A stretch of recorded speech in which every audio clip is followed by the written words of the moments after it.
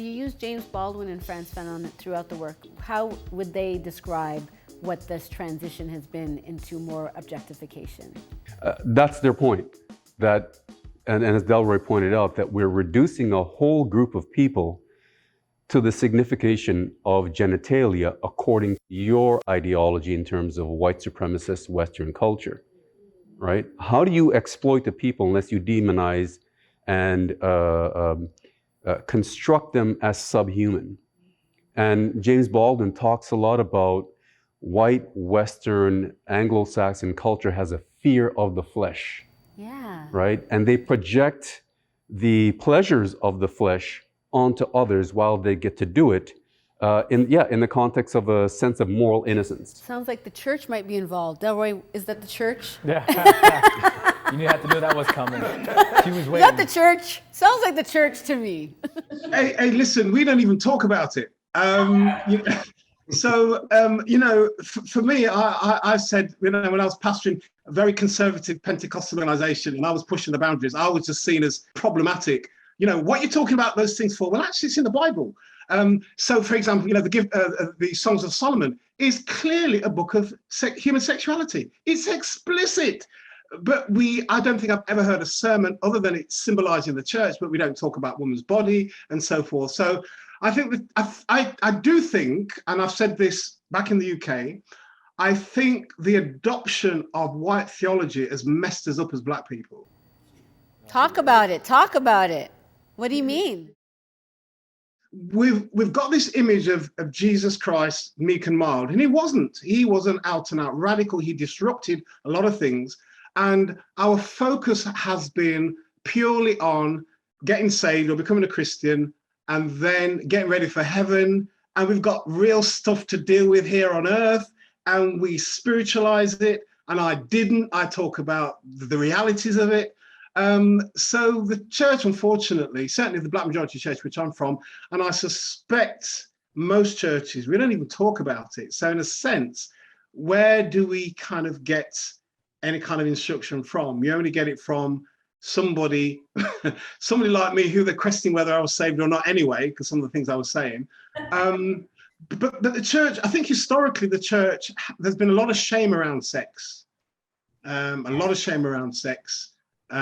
I could say more, but yeah, we don't even talk about it. So in fact, I'll just say this. In the New Testament, there's a book of Corinthians, 1 Corinthians, and in chapter 7 talks about the relationship between man and woman and so forth and so forth.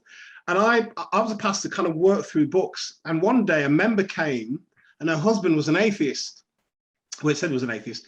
And I spoke about the sexual relationship between, in that context, husband and wife, and the church was quiet.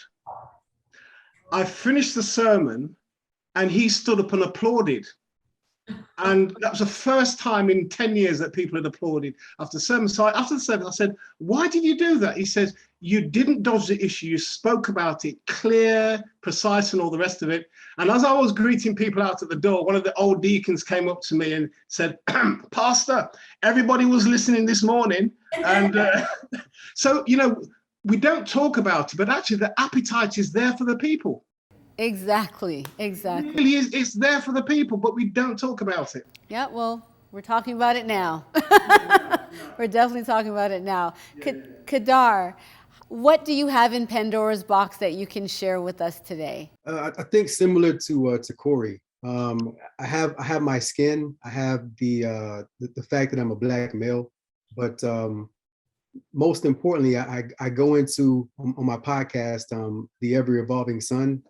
I have a chapter, if you will, titled I Am Not My Dick. And I think to Corey's point, growing up, we speak a lot about the importance of the penis within a relationship.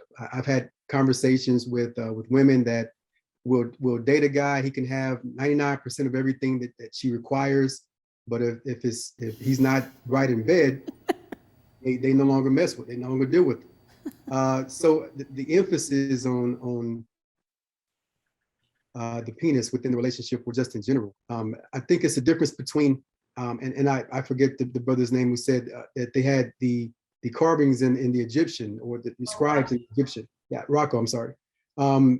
It's a difference between celebrating and also exploiting, which I think, if we can be honest, some of that origin comes from being studied out, if you will, during slavery as men. It was important to slave owners that, they maintain great stock, great stock in men. And, of course, the men that had the bigger phalluses were considered, the best bulls, best studs. And over-sexualization occurred a lot, during slavery. The breeding aspect, or even for fun. Slave masters would have put two men together, two women together, women together, or man and woman. But I think all that stems and it kind of has bled over into the now, and we're just seeing a result of that. Yes, Tamara, you speak a lot about the historical enslavement of what was happening there, what was taking place in terms of the objectification of men and the rape and all of these different things that I know we've heard it, but I don't think people have really wrestled with it the way that you are, really peeling back the veil of what that is. Do you want, because I think that's what Kedar is mentioning, do you want to reference how that relates to the book? Well, let me say that I'm not original in this. I mean, there's some recent really good scholarship from Tommy Curry, his book, The Man Not, and Thomas Foster has got an excellent book on, I forget the first part of the title, but Rethinking Rufus. And what these scholars are showing is that the hypersexualization of Black men and the reduction of them to the sign of their penises, and it's now circulation in popular culture, has its roots in trans-African slavery. I was recently reading a book by Gerald Horne on white supremacy and the emergence of white supremacy in the context of African people resisting slavery in the Americas. And we had slave revolts throughout the Americas. And what was peculiar is, in virtually every single instance, the anxiety was, these enslaved men are going to kill us and take our women. So the tropes and the fear and the anxieties around the sexualization of Black men, both in slavery and both those that resisted it, really centered around representations of sexuality and sex. And so just a quick point to come back to a point made by Kedar. We tend not to think about Black men as being objects of rape during slavery. Right. Black men were raped by males and females of the master class. And one of the significant things about this, the rape and the issue of sexual reproduction, is that you did have slave masters that literally castrated enslaved African men because they were too small, they had some quote unquote physical defect or something or another. But that also leads us to think about what the issue of castration looked like under Islamic regimes. So in places like Baghdad in the 7th, 8th, 9th century, where you had these eunuchs, they tended to prefer African males that they castrated, both in Turkey under the Ottomans, in Egypt under the Ottomans also, but also in the Persian Islamic empires. And so they tended to prefer to castrate African males, to use them as bureaucrats and those who would monitor the harem. So there's this long historical trajectory around either shunting African men into hypersexuality and sexual reproduction. And the other part that we don't talk about much is the abuse, the sexual exploitation, and the castration. Right, so when we look at that historical beginning, if we were to contextualize it in a contemporary space, how does that now look today? For people to not, because I feel that people often wrestle with this history, this enslavement history that they're really trying to wrap their mind around. But we're just in our trauma and we're just operating in our lives, and we're having male-female relationships that are breaking down, and there's pain and there's hurt. And they say, you know, it's because of this historical beginning that created what's happening now. But I don't think we know how to tease that apart and understand how it really is impacting how we interact with each other. Could you enlighten us on that? I can make a quick response and then turn the floor to Delroy because this chapter deals with that. So when I talk about the myth of the Black phallic fantastic, we need to see this as a form of symbolic castration. Symbolically, we are unmanning Black men through these constructions of them as being super male, right? So they can never be regarded as human beings with frailties, with susceptibilities, with weaknesses. They're always seen as somehow Black superhuman. So they're always presumed as threatening. What I think the beauty of Delroy's chapter does is that it says, like, hang on, wait a minute. What does it look like when Black men are struggling to be human in a world that utterly dehumanizes them? Yes, Delroy, help us understand this. This is really, in one sense, a new area for me. I'm really kind of exploring it as individuals come before me, because part of the history behind the chapter was to do with a funeral service I took of a young man, of a guy who took his own life. And it kind of reawoken this whole thing around self-love. And literally the last 48 hours, I've had an email from somebody I've never met before. He's been given my name and he wants to talk about self-love. So for a Black man to be talking about self-love, it's a huge step. And going back to your earlier question, I think your first question, LA, was how do you get a Black man to begin talking about it?